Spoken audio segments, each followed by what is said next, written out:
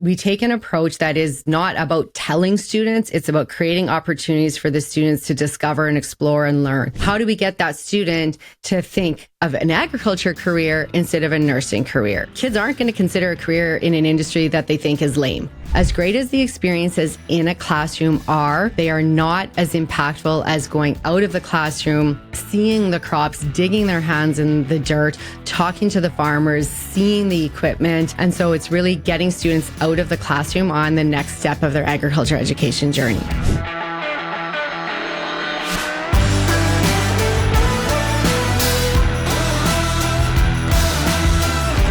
Hey now, it is Dan Aberhart here, and welcome to the Growing the Future podcast, where we talk to folks who like to innovate and collaborate and transform the agricultural industry. Thank you so much, dear listener, for joining us for Season 6 and Episode 10. Today, I am going to be talking with the Executive Director of Ag in the Classroom about a bunch of interesting topics that will have you compelled to get involved with this extremely important cause, just not because it's a feel-good story, but because I think it has capital and credence for your business going forward, our entire industry. You're going to want to participate in this incredible program that's being launched again this year, and we'll get to that. But before I introduce today's esteemed guest, I'd like to remind you to check out our family of companies online, starting with AberhartGroup.com, growing the family of companies together. AberhartFarms.com, where we grow food to feed the world in Langenburg, Saskatchewan. PrairieDome.com, a Saskatchewan seed potato and you-pick berry farm. That's a new one. ConvergenceGrowth.com, accelerating solutions across food, health, and agriculture. Pristine.ag, helping you know the food you feed your family is made with the best decisions available to farms. And AberhartAgSolutions.ca, delivering one-of-a-kind fertility solutions to the future from your farm. Get notified about our new episodes by signing up for our newsletter at growingthefuturepodcast.ca. This whole list keeps getting longer. This is my challenge. I'm going to have to maybe condense that, but hopefully folks don't mind, and it's exciting.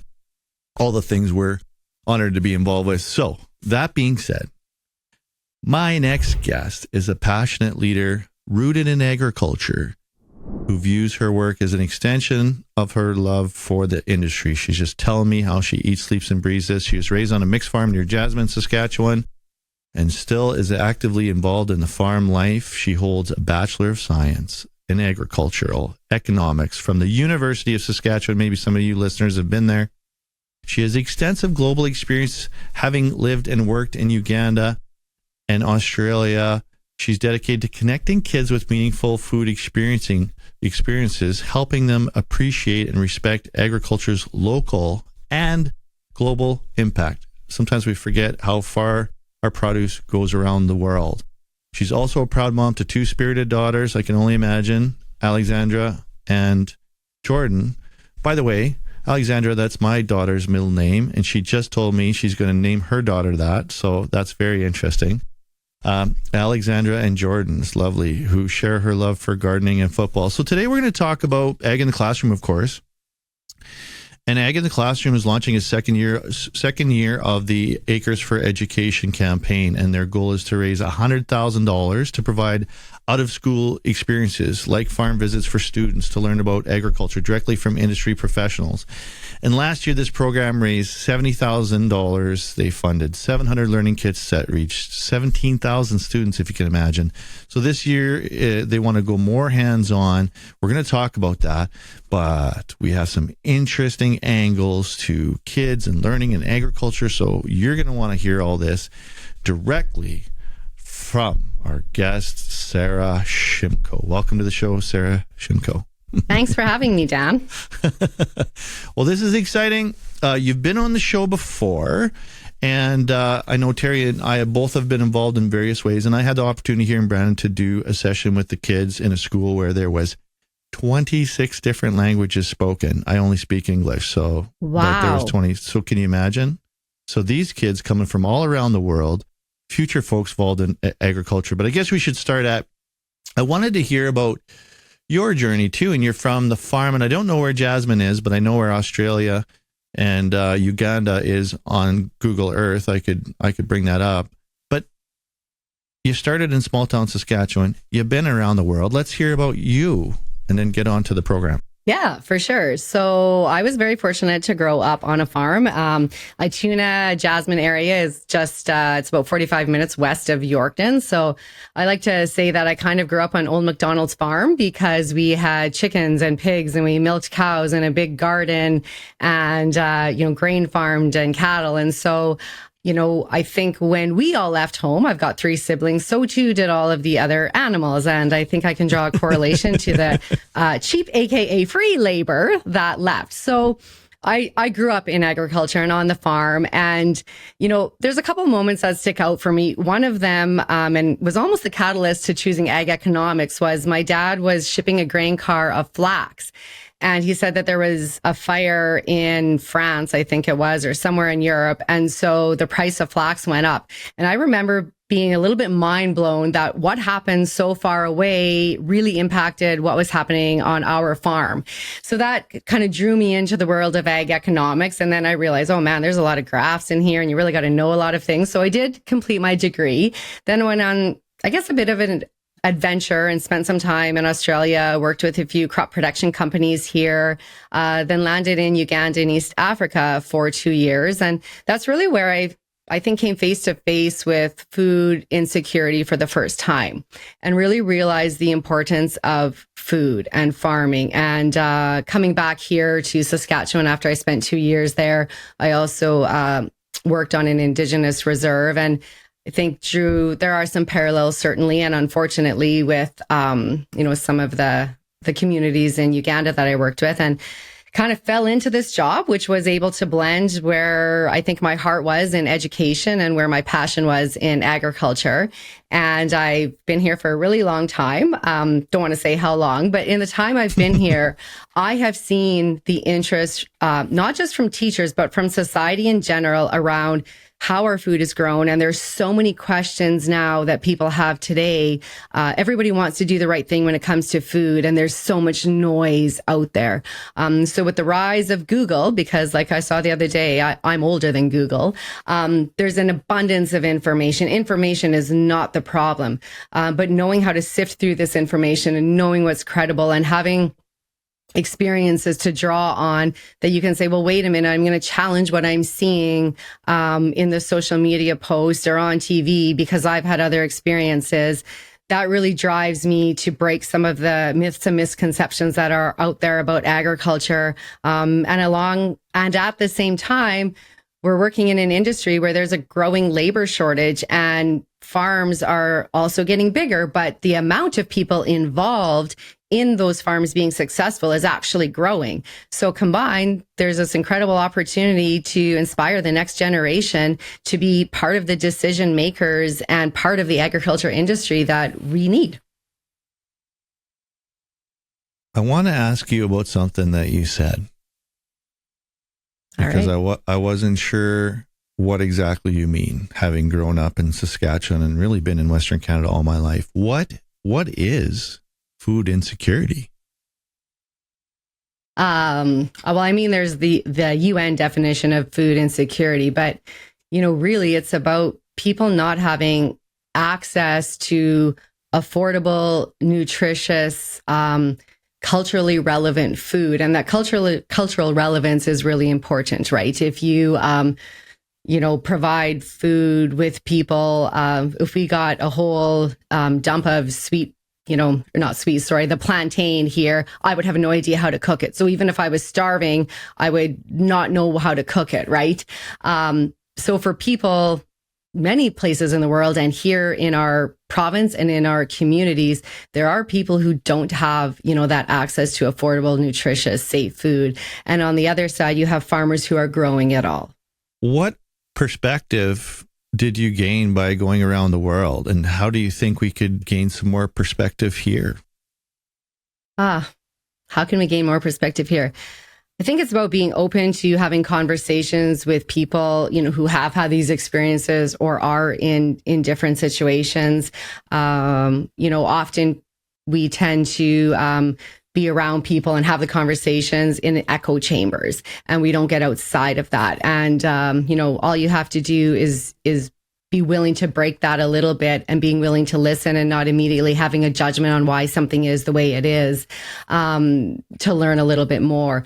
You can read and we hear that food bank usage is going up. But how many of us stop to think, like, who might those people using the food banks be and why might they be there? So that's I think the easiest is being open to and having conversations not with people who think like you, because you're not going to be challenged to go in any different direction if your conversation stays in an echo chamber, which we in ag really like to do. It's true. Well, people like to form groups with like-minded people, and it's all good. But how can we have functional, productive conversations with folks that might have a different perspective, or, it could be geographical, it could be cultural, it could be political, it could be financial. I think being open is part of the key. What do you think is important to understand about the global situation with agriculture today? What comes to mind when you think about global concerns for the average producer here in Western Canada?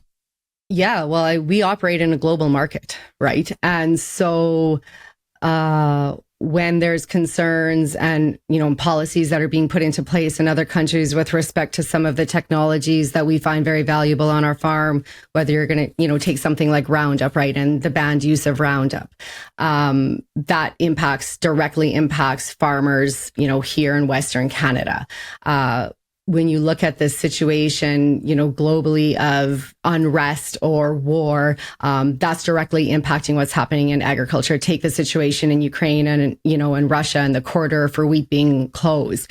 So we are in this global marketplace. China, the situation right now, and, I don't know where that's going to go with respect to, canola and the pulses. And so things that are happening globally are very, very important for the markets that we go into. Think what's happening provincially and nationally with our society is equally important in a different way, because that's giving us either the ability to farm the way farmers want to farm and know that they can farm, or restrictions being put into place because people are making decisions that really aren't rooted in science or fact, but a lot more in emotion and hypotheticals. Right. There's a lot of misinformation out there that folks are making decisions based upon, and I'm sure that's part of what AITC is doing. But I was curious about your farm, going from a global perspective down to your farm. Tell us about your farm and tell us how your year was and what some of your, big wins or challenges were this year. I'm curious. So my parents, they have some grain and cattle, and our crops were pretty decent, I think, around the Ituna area. Average, the barley wasn't so great. Peas, they really did not like all the wet weather that we had in June.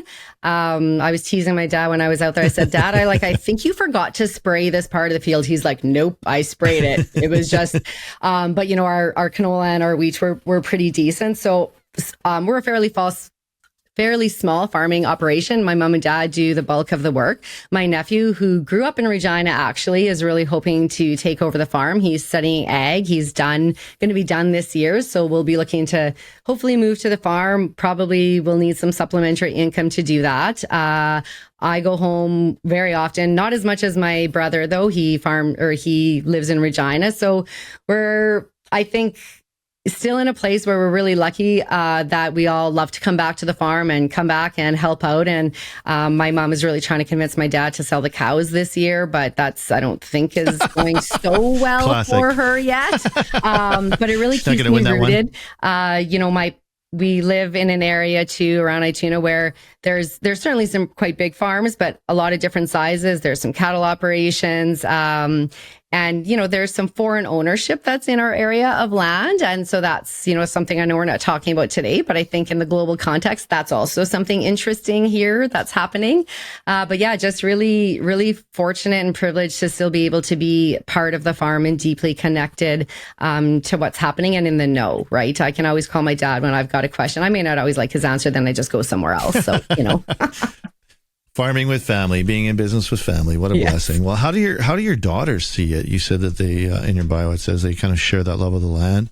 Yeah. So they're 13 and 11. So, growing up, but they really enjoy coming out to the farm and kind of gardening and definitely when they get to take their turn riding the combine and stuff like that. I remember a couple of years ago, my daughter I think we were in the grain truck and my mom was unloading, and she looks back and it was wheat, and she says, "Whoa, look at all the bread we're going to be able to make from that." So pretty proud of her that she could make that connection. I think she was only about 8 at the time. But I also think that my daughters, while they get to go to the farm, they're not growing up on the farm. And when they get to go out there, it's fun time and they get to jump on the trampoline. They're not getting up at 7 a.m. like I was to milk cows. So despite my job and that my parents still farm, my children are more disconnected from farming and what's happening than I was. And that's happening everywhere, right? With this rural urban shift, that's happening. So then when, sometimes my kids say things, we're driving by the potash mine and my daughter says to me, "Mining's pretty bad. We shouldn't be mining." I'm like, "Oh boy." So that opens up a conversation. So I said, well, we need to have the fertilizer to grow the crops and whatnot. But I think that's the reality that we're living in, whether you're in, a rural area or urban, that kids are more disconnected than ever before in what's happening on the farm. And I mean, I'm proof of it. Again, even with the job I have, my children are disconnected. They are what I used to jokingly say is kind of those silly city kids that maybe don't know that much about what's going on. That is so fascinating, because you think about mining, there is nothing in the modern world that isn't predicated upon the very fundamental principle of digging stuff out of the ground to make things. That is our universe. And especially if you want to have electric vehicles, which I think all the kids do these days, and is getting mandated by some societies, i.e. California, that's all you can have. You definitely have to dig a lot of stuff up somewhere. So my question on a lot of this is, where are these ideas coming from? Well, I mean, I think they come from a variety of places. Sometimes they'll come from the teachers. Sometimes they come from what they hear, whether that's, other adults talking or other kids talking. It'll be things that they'll see, whether that's on social media, or billboards or anywhere that media is, which is thousands of places. And I think it's just some of the disconnect between what it takes to live the life that we are fortunate to live and what happens on the other side of it. I think mining, agriculture, those are two really powerful examples of, yes, there are some negative things that happen as a result of that. There's also a ton of positive, but you can really zone in if you want to and, put your magnifying glass on that one that one image of the oil sands, or that one image or one article that might be about nitrification in a river or something like that, and then ignore everything else around that. So when I talk about connection, it's not just connection to the farm that's missing. It's an understanding that we are, and everything we do is interconnected, and that's a web. And so if you take away mining, say goodbye to your vehicle and to your electricity and to all of these other things that are happening out there. If you don't want modern agriculture and some of these practices we have right now, say goodbye to the variety of food that you have a choice to eat. So the connection that's out there and the understanding of the relationships, because people are further removed, that's missing. We have a few programs that I would say show the difference in that. We have a gardening program where if you get lazy and you don't want to water, you see that the plants die, right? And there becomes like, oh, here's this relationship. Or you're horsing around by the garden and you knock all the blossoms off, then, oh, that cucumber doesn't form. So we need opportunities for kids to be part of and to understand how things are connected. Well, it feeds into a question that I've kind of been mulling as we've been talking, and that is, what is the difference between teaching and learning? Because if you said to your daughter, well, can you give me your phone? And she handed your phone over and said, well, if you don't like mining, then there's no phone. Would you like this back? That's a learning experience, but to try and teach people, mining makes jobs, mining makes warmth, mining makes everything go, including this vehicle we're in. But kids are being taught things and they're easy to sort of accept as truth. Mining's bad, but the consequences are being on the farm, like having to do the work. So I think what AITC is getting at in this evolution of the program, if I may, is the difference between teaching and learning. Yeah, that's an interesting observation, Dan, because I would say research from the Canadian Centre for Food Integrity shows that people want to know more about agriculture, but they don't want to learn more, and they certainly don't want to be taught more. So how do we create these experiences where students do get to learn and experience and form their own, their own decisions? And that definitely takes some creativity in order to be able to do that. Visiting farms is one really great way where students get to interact and they're seeing things out there. Like they're seeing these combines and they're able to like ask questions, and sometimes they're out there and they're crushing the canola, or maybe they're probing a bin. They're doing some of these activities that farmers do, and they're having conversations and they're talking and they're learning. And what also happens, in those cases with farm tours, is both teachers and students see really the passion that farmers have and the deep care that they have for the work that they're doing. So that's one way. Some of the other ways I mentioned our school gardening program. We take an approach that is not about telling students, it's about creating opportunities for the students to discover and explore and learn. We have a career activity that we do with students, but we don't go in and say, oh, you can do this, or this job in agriculture. It's a game that's set up where they have to solve real world scenarios. An example being China doesn't want to buy canola from Canada anymore due to the detention of a high profile executive. Who are the people that can help solve this problem? And they start talking, and then all of a sudden, well, you need a lawyer and you need government relations and you need these people. And then they're like, those are careers in agriculture.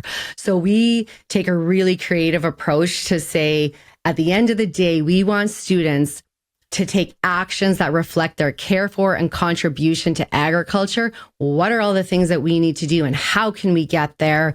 So that at the end of the day, students are, they're actually choosing maybe a career in agriculture. They're choosing and actually taking action and saying, wait a minute, maybe teacher or, Uncle Pete, I don't agree with that, because I went to Dan's farm. He's not trying to poison the land. So I don't know if I believe what you're saying, Uncle Dan, and here's why. So I think in the approach that we take is so critical to students actually changing their thoughts and ultimately their behaviors, because it isn't enough to just know. We're looking for a change, and we're kind of embarking on this big journey of developing an impact framework and trying to figure out how to measure this, because it's over a long duration of time. But at the end of the day, we don't just want young people to think a little bit better about agriculture. We want their actions to reflect what they have learned and their positive views about agriculture. Well, I'm sure that you're effective too in measuring these results. And I wanted to ask you about the scope of the problem you're trying to solve. But I want to zoom out and go back a little bit. Can you tell me a little bit about the history of AITC for anybody that's curious like me, and tell me a little bit about what the fundamental problem you're trying to solve for, if that'd be the right question to ask? Sure. So Agriculture in the Classroom, Saskatchewan started in 1994 by a group of people in agriculture who were concerned that young people today were disconnected from the farm, and that they wouldn't choose careers in agriculture, and they wouldn't be there to help solve some of the problems in agriculture. And that need really hasn't changed. In fact, I think the need is greater than it's ever been before. So what's the fundamental problem we're trying to solve? The fundamental problem we're trying to solve, I think, is both apathy and negative, or I shouldn't say that, decisions students are making that have a negative impact on agriculture, whether that's being, bashing agriculture on social media that has a ripple effect, whether it's those students who were in school 30 years ago and didn't learn about agriculture, working, to develop some of the policies that are hurtful to farmers today.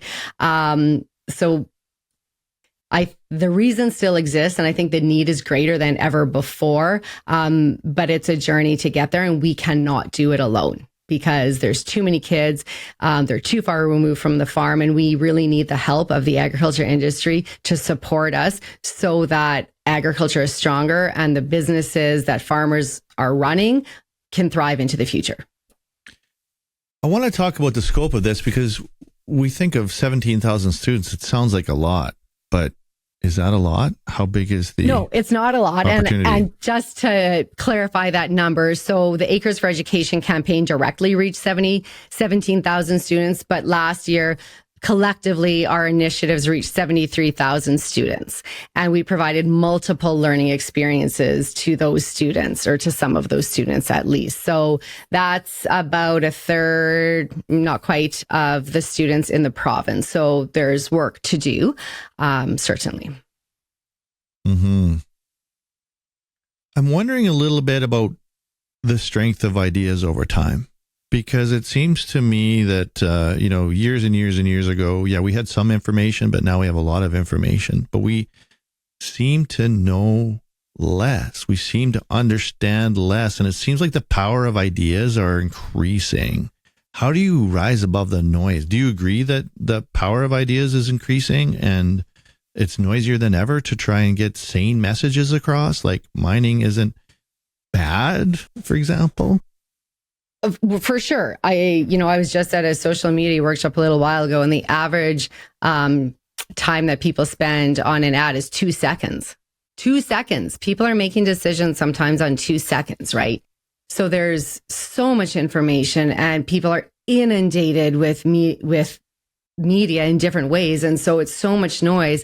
And along with that, though, comes, while there are a lot of different ideas, I think, that are rapidly coming out there, Dan, people aren't listening to all the ideas and critically thinking and filtering. What's happening is confirmation bias, right? So somebody has an idea or a viewpoint that comes from their trusted group of people, and all that happens is they're finding things that support that, and the algorithms help them do that when you're on social media. Outside of that, people, I talked about that before, people staying within their own circles.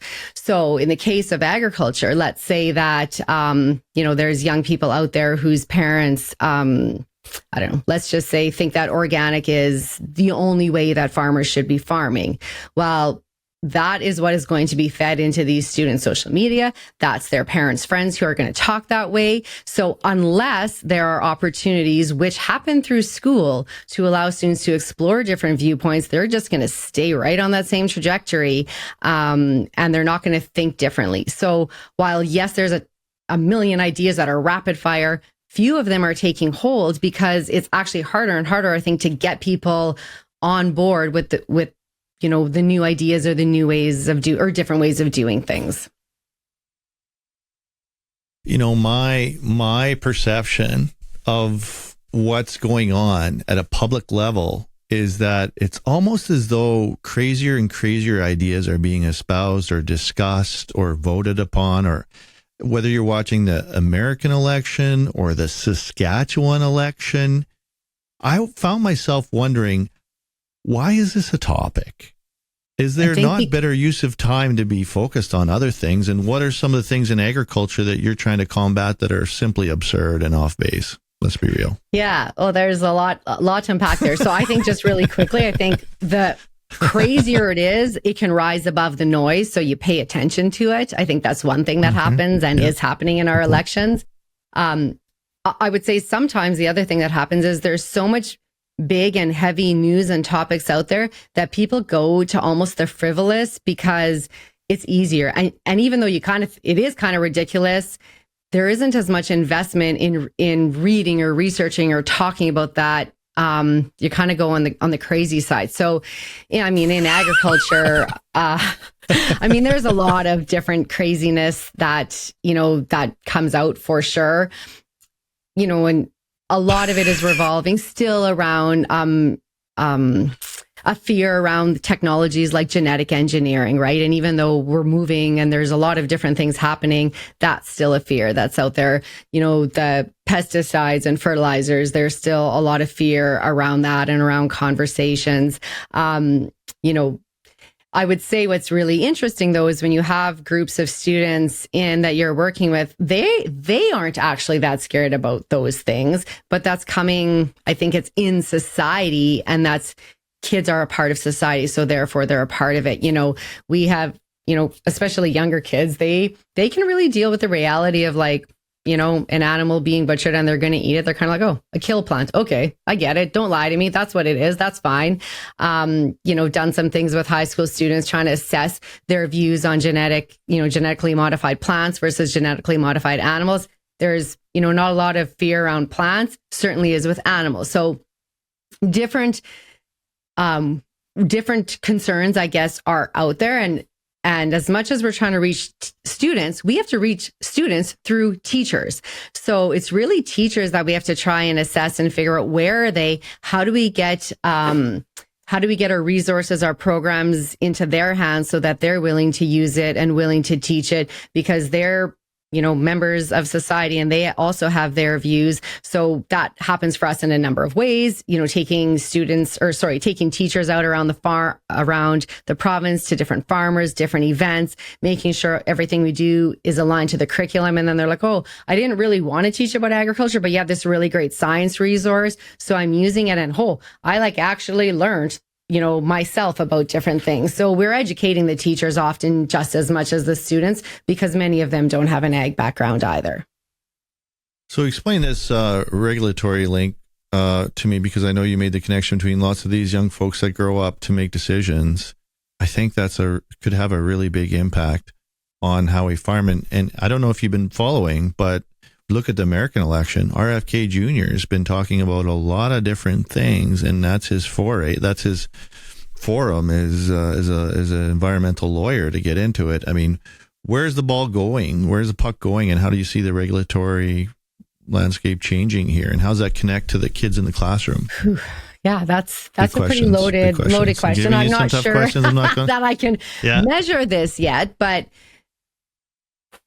the people who are writing the policies, the people who are voting, for the people who are electing this, that's where I think that background knowledge comes in, and being able to say, I don't support this. I think, I'm willing to listen to the farmers on this. But the students, grade 12 today, they're 16, 17, 18, 10 years from now, some of them are going to be working in the government and helping with these policies, right? So there's the connection there. I think it's a long one on the people who are actually writing it, but society as a general, who cares if China doesn't want to buy a product from us, or, let's, some of the other things that are, I don't know, take the carbon tax or something like that, right? Why should people care if farmers are impacted by it? If people don't care that farmers are impacted by the carbon tax, and that then they're not going to vote with, to make any change in that, right? So I think that's where it becomes critical that people care about what's happening on farms, that they care about agriculture.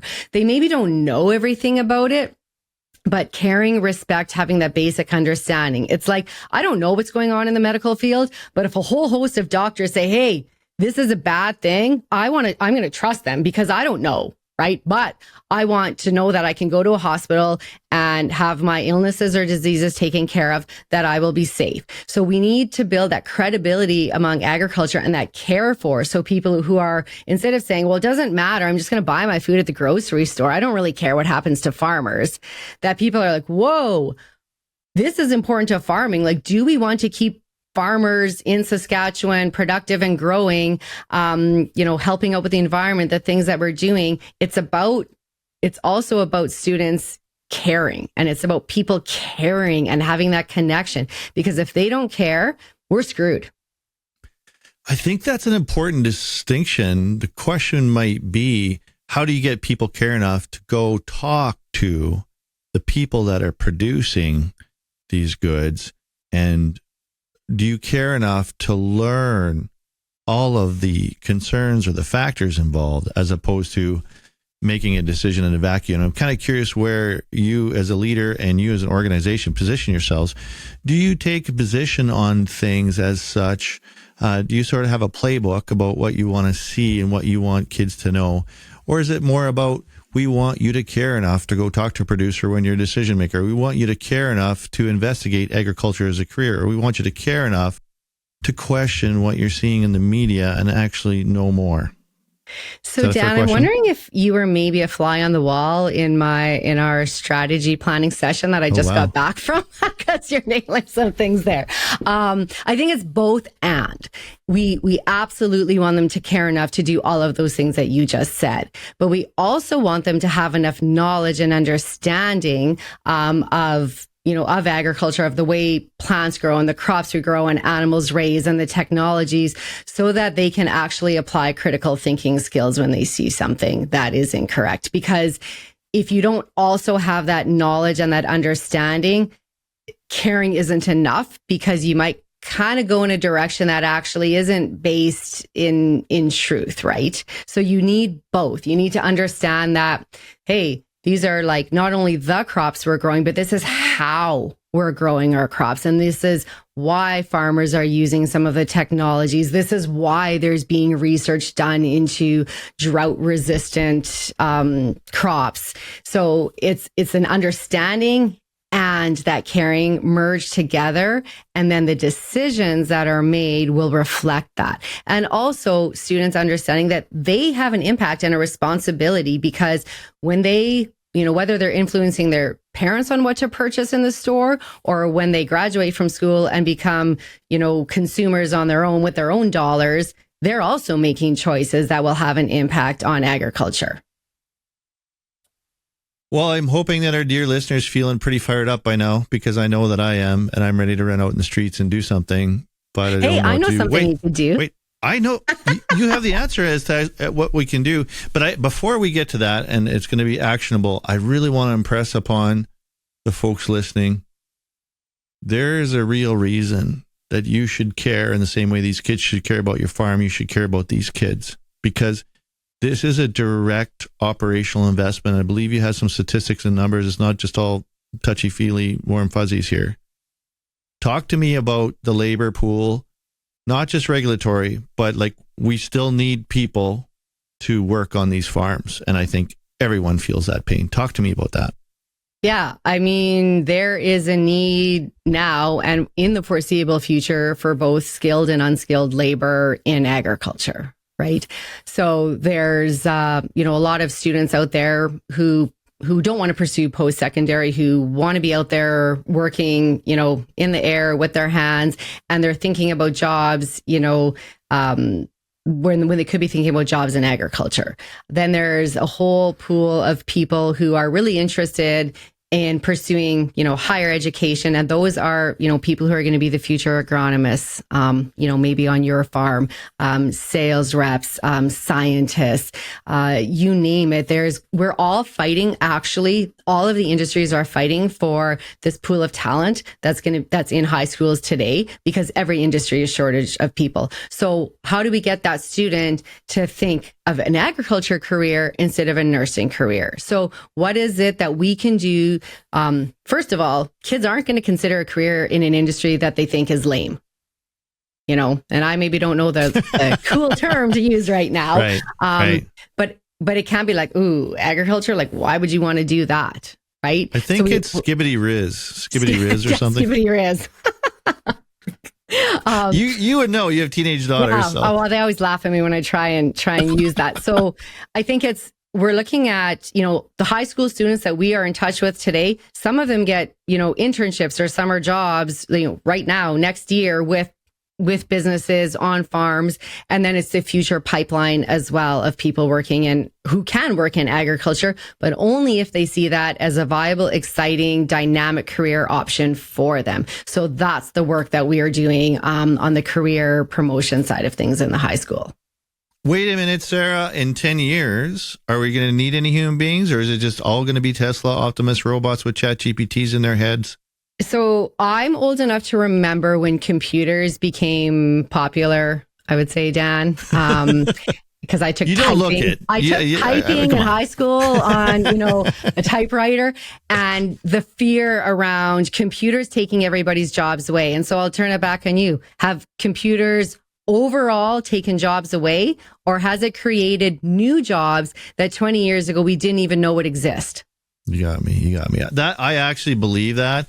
And sometimes I have moments of panic where I wonder, my 8-year-old daughter, is there any use of her getting a higher education? What will she need to know? And yet the need for people in so many areas of labor. I mean, we got an HR guy just down the row of offices here. West Can HR, and they cannot find people Already, right? to fill all kinds of positions, like you say, skilled and unskilled. Mm-hmm. So why aren't we living in the Jetsons? So I think it's interesting. You kind of ask, like, what do I want my daughter to know?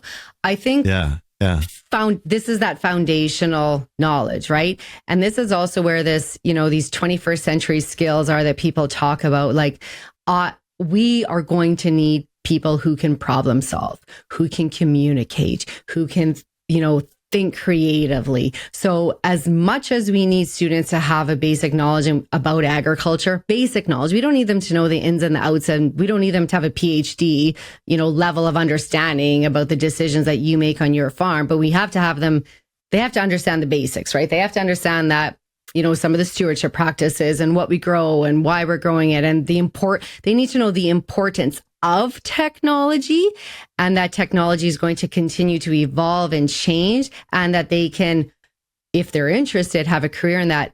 It's not so important that they can name the technologies today. So it's kind of, I think, that approach.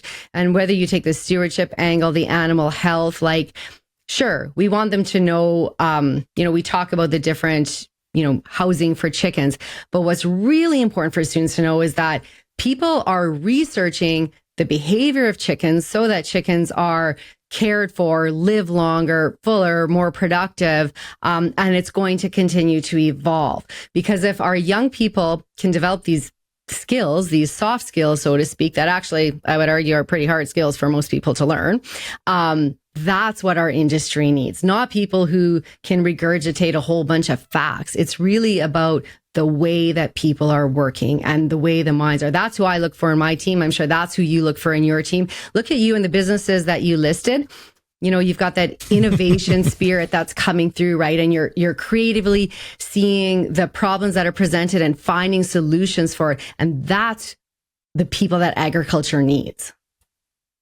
Well, I can tell you, in my humble opinion, we need some smart young people, and I have a very young team here at Aberhart Ag Solutions because we have some big challenges to solve, and none of those ventures, while they look and sound good on paper and a fancy pamphlet or a website or whatever, none of it is anywhere near easy, despite all of this technology. And I wonder, all of this technology, and yet aren't we crazier running around like chickens with their heads cut off, pardon the expression? I did butcher chickens back in the day. So did I. That's the thing. Yeah. So there was chickens running around with their heads cut off. I've seen it literally, and I know where the expression comes from. But we're running around like chickens with their heads cut off, and everything's supposed to be better. Yeah. I question that as well. But I think we want to do more. I think the technology is also opening up the possibilities for us to do more, and we want to rise to that occasion, right? We want to do more. We see the possibilities and the opportunities, and now we need to figure out how to do it in a way that's healthy and sustainable, and, people can live and work, and it's not life-work balance, I would argue, but it's figuring out how your life is balanced in doing everything that we're doing. And so, when I go back to the kids in the school and the way that we work and the importance right now of getting them out of school and doing some of these different events and activities, a lot of the focus we take is on, creating them in such a way where students are working on their problem solving skills and they are working on their communication skills, and we're asking them to come up with ideas, because those are skills that we know the world needs today. Agriculture needs them, but so does the world. So even if those students don't choose a career in agriculture, but we've helped them develop those skills and they think positively about agriculture, then I would take that as a success. Well, as they say in Donald Trump's second book, we're working on solutions, not just the problem. So we're working on solutions here. What is this? Well, I mentioned it because the election's close and it's fun and everybody's got an opinion, and it's highly controversial, I know, to speak his name. But Yeah, what are the solutions here? I love how you've provided an opportunity for everybody to be involved on every acre to solve some of these challenges. Yeah, well, if anybody listening to this cares about the future of their farm and is willing to invest in the future of their farm in the same way that you've invested in, equipment, technologies, software systems that are going to improve your farm in the future, an investment in agriculture in the classroom today is an investment in your future, because you will need people around you and a society that has given you the social license to operate. And we will help get you there through the work that we are doing with the schools and the students today. So for 10 cents an acre, for every acre that you farm or own, a donation to Ag in the Classroom will go a long way to making a difference on your farm, really. And what's the expected outcome or the goals from having this kind of interaction? We talked about the difference between teaching and learning, but transitioning, evolving from just teaching kits inside of the classrooms, which is a great first step, and obviously probably had scale, like you can reach lots of kids, but what are you hoping to achieve by this next step?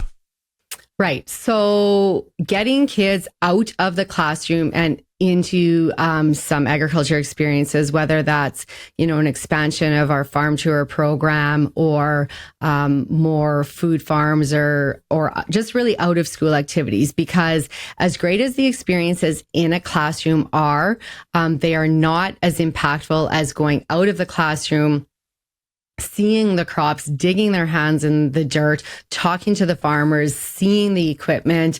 And so it's really getting students out of the classroom on the next step of their agriculture education journey.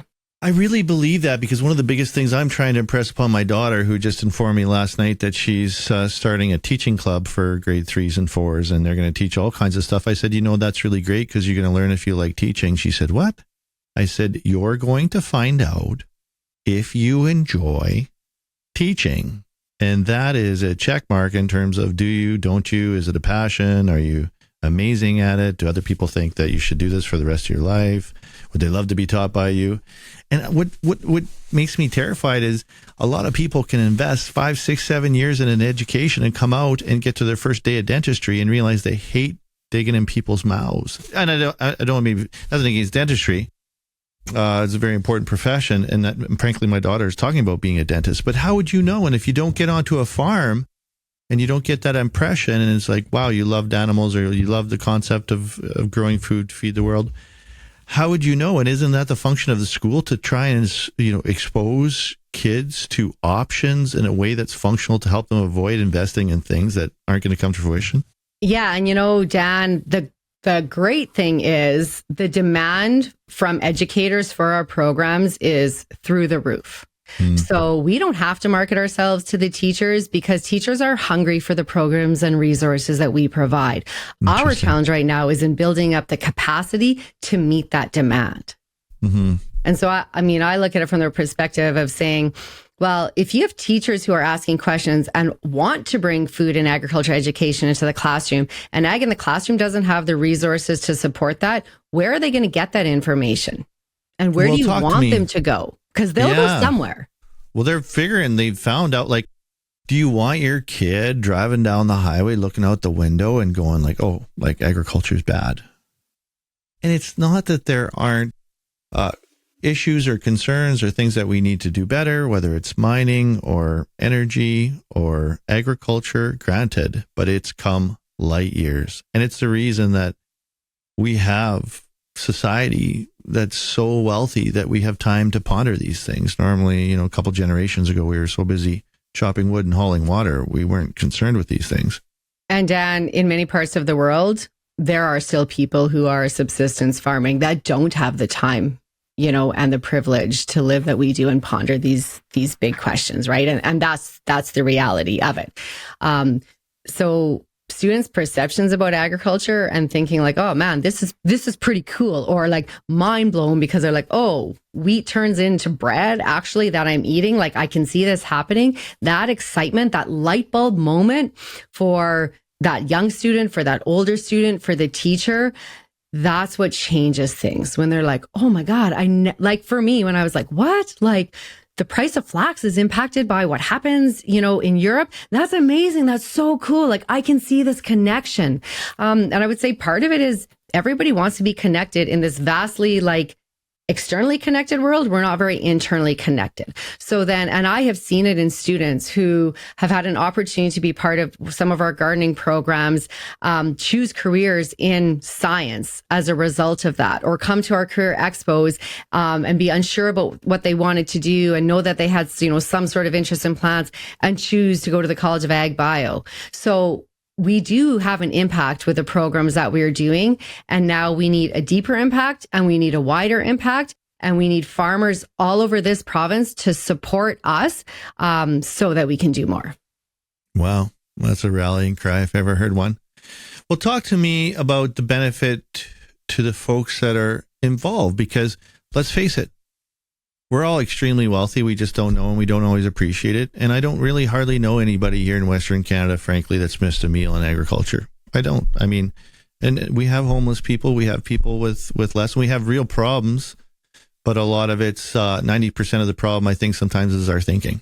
And sometimes it could be a number in a computer at the bank and all kinds of different things, right? But I know when I went down there and I spent some time with those kids in that classroom, and we flew a drone, and I showed them some videos, and I tried to impress upon them the value of all this technology and all the exciting things they were doing in agriculture that they might not know they had an opportunity to do or had any idea that there was that role on the farm.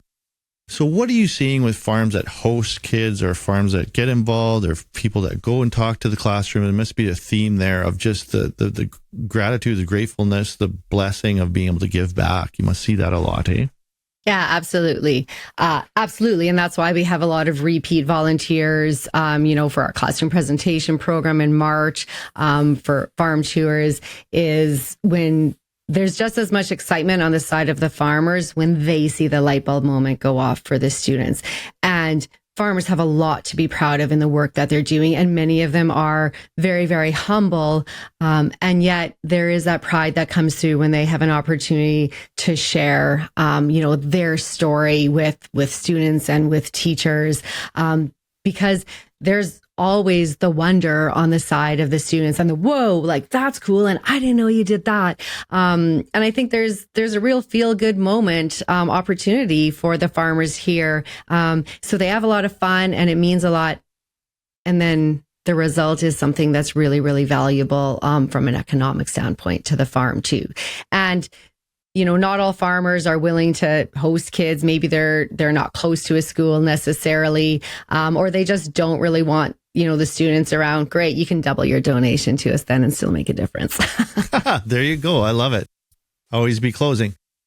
Well, that I'd like to touch on that because I think farmers have a firm understanding of financials, nuts and bolts, like what it takes to run anything, to get anything done with all the inputs that go into their operations. And we all know that things cost a lot more. So you're asking or you're hoping to get to $100,000 for this particular project. But talk to me about what it takes to run your organization, what it takes to get out to the kids with a meaningful message.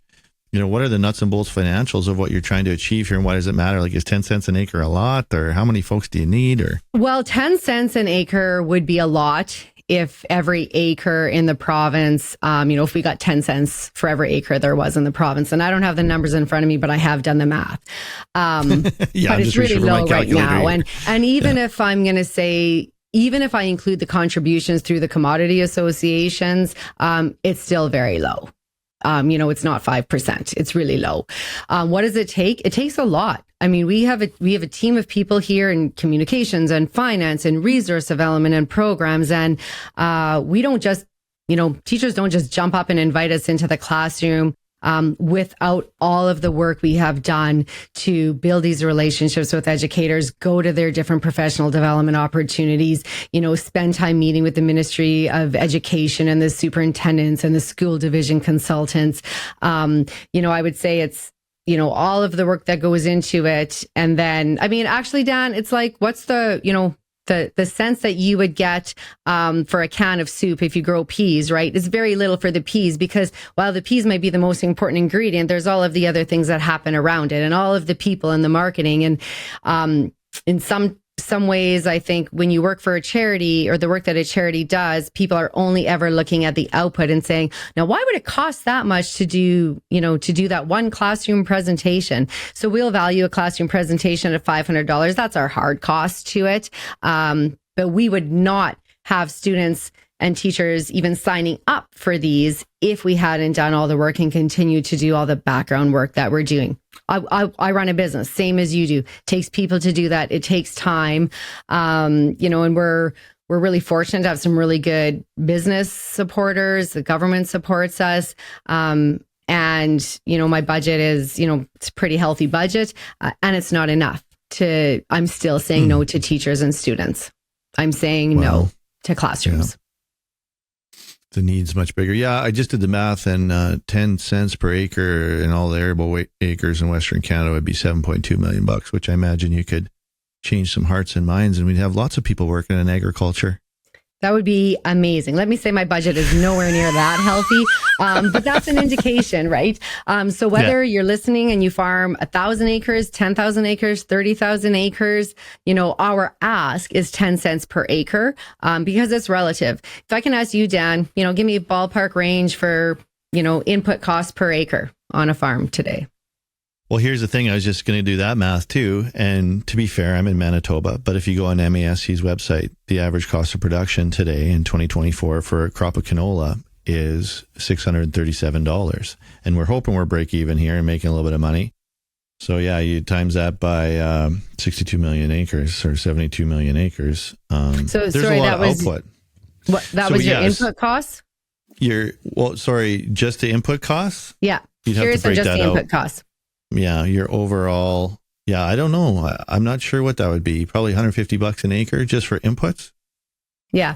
So if it was $150.10, right? Like, I think what I'm hoping that farmers can do is think about this as an investment, right? So whether that's, your kind of annual investment or a one-time investment, help us not just deliver these incredible experiences for students right now, but help us grow our infrastructure and our processes so that it's more effective and efficient for us to do the work in the future.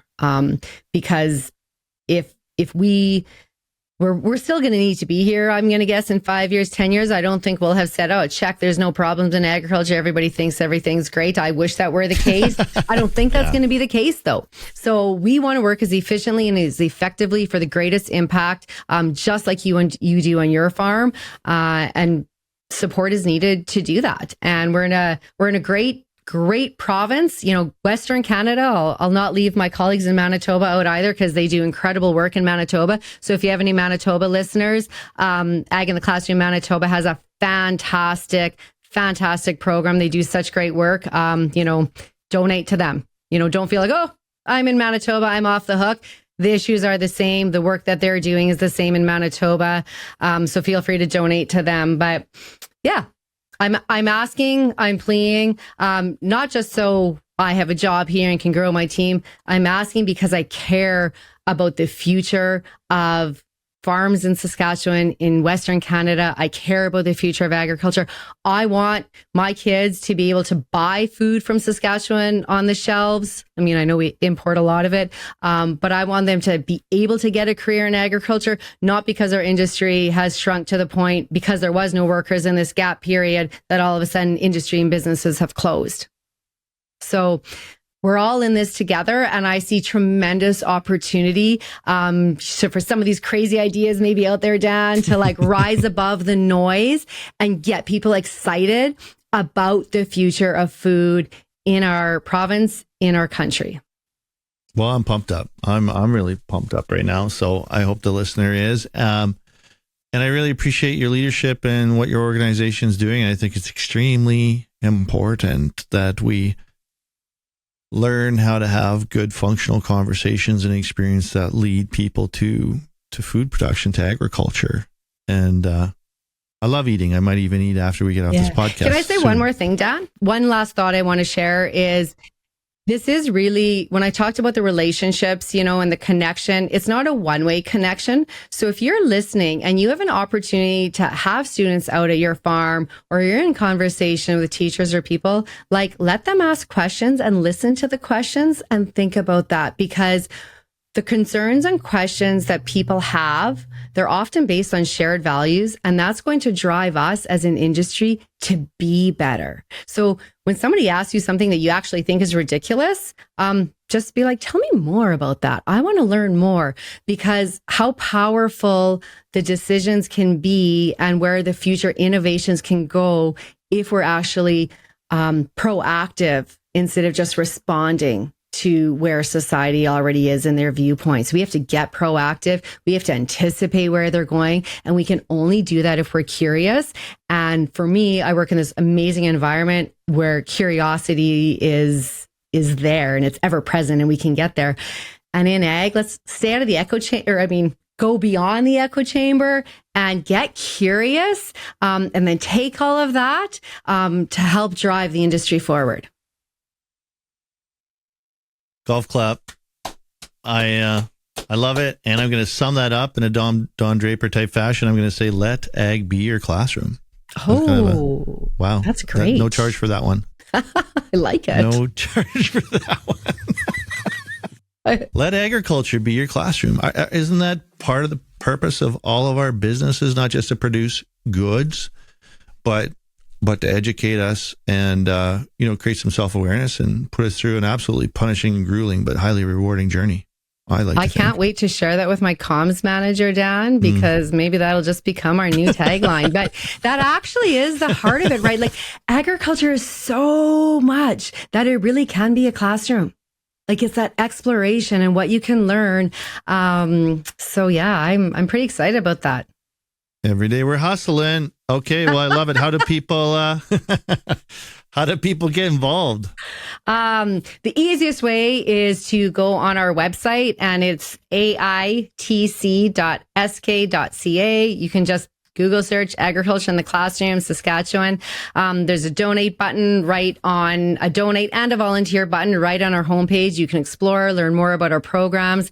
Always happy if you reach out personally. But yeah, you can contact us through our social media platforms, through Facebook, through X, through Twitter, or Twitter is X, I guess, Instagram as well. But probably the website's the easiest if you want to go out there and get involved directly. If you want to have some conversation, whether that's, in person, on a phone, happy to do that. Love to have the conversations about the future of agriculture. When's the last time someone stopped you and thanked you? I hope all the time, because you deserve it. So I want to stop you and say thank you. And I think the industry and agriculture and anybody who listens to this podcast and the kids out there in the classroom appreciate what you're doing and your team is doing. And so thank you to you and your organization for supporting our industry in the way that you do. And I'm sure anybody who's listening to this will be clicking on that button right now. Amazing. Well, thank you for giving me some airtime. I appreciate it. It was great, and good luck with this program. And perhaps you shall return and tell us about it and future endeavors, and the program will continue. It seems young, 1994. Yeah, 30 years. Of course, I graduated in 93, so but there's a 17-year-old still inside here, trust me.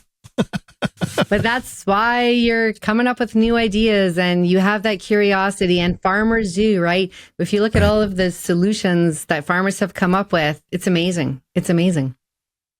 I feel really grateful to be part of the conversation and part of the industry. And, it's been a tough year, but this has been a highly invigorating conversation. I hope it makes folks in the business, whether you're in ag industry or a farmer, feel the same. So, and I think ag industry is also quite involved in the program too. With Absolutely. Talking to schools so many volunteers from the ag industry.